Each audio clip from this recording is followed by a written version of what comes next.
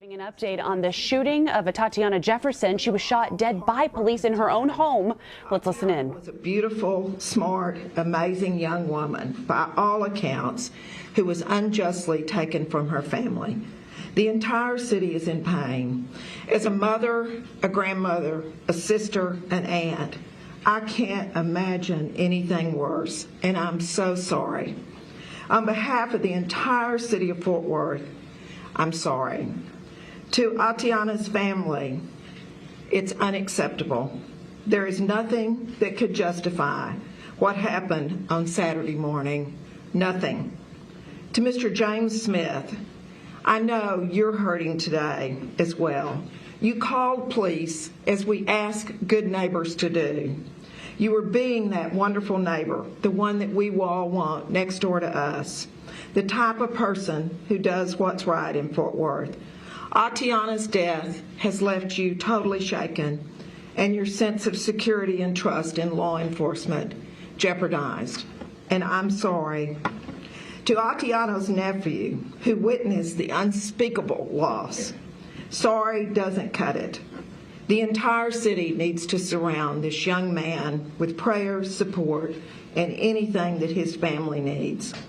Lastly, the images released showing the gun inside Miss Jefferson's home. The gun is irrelevant. She was in her own home, caring for an 8-year-old nephew. Atatiana was a victim.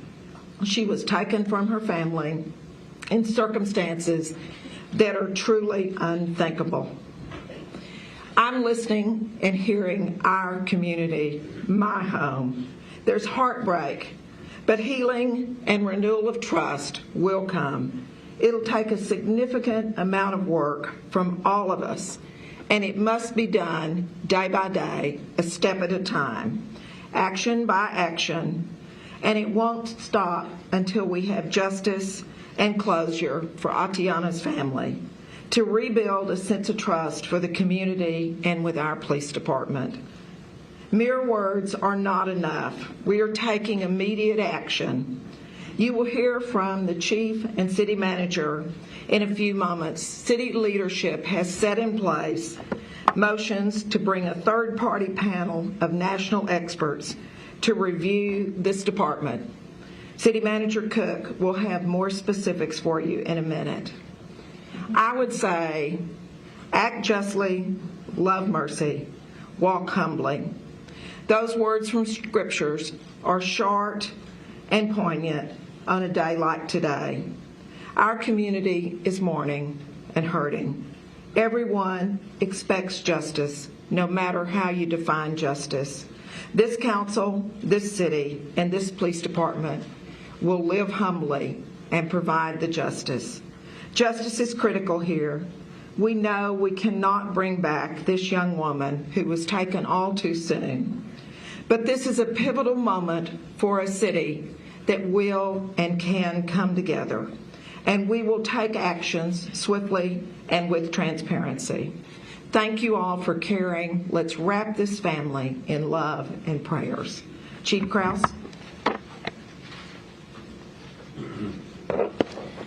Thank you, Mayor. Before I provide an update, I'd first like to extend my sincerest sympathies to the family of Atatiana Jefferson. Her father called this shooting senseless, and I certainly have not been able to make sense of why she had to lose her life. On behalf of the men and women of the Fort Worth Police Department, I'm so sorry for what occurred. You, Atatiana's family and friends, have my apologies, my condolences, and my prayers. We've received many calls from the community expressing their concerns and demands, and I assure you as chief of this department, I share those concerns and I demand a thorough, transparent, and speedy investigation. This will not be an opportunity for us to make excuses, but rather to investigate this case to the fullest, to provide the justice we all seek for Atatiana. Our officer-involved shootings are investigated by both our major case unit, which investigates the criminal aspect of the case, and our internal affairs unit, which investigates administrative policy and training violations. These investigations occur concurrently but separately. I will outline where we are with both investigations at this point. The Internal Affairs Unit responded to the scene of the shooting. Their role is to observe the on-scene investigation, but they take a back seat to the criminal investigation being conducted by the Major Case Unit. The officer who shot Atatiana was served his written administrative complaint on Sunday.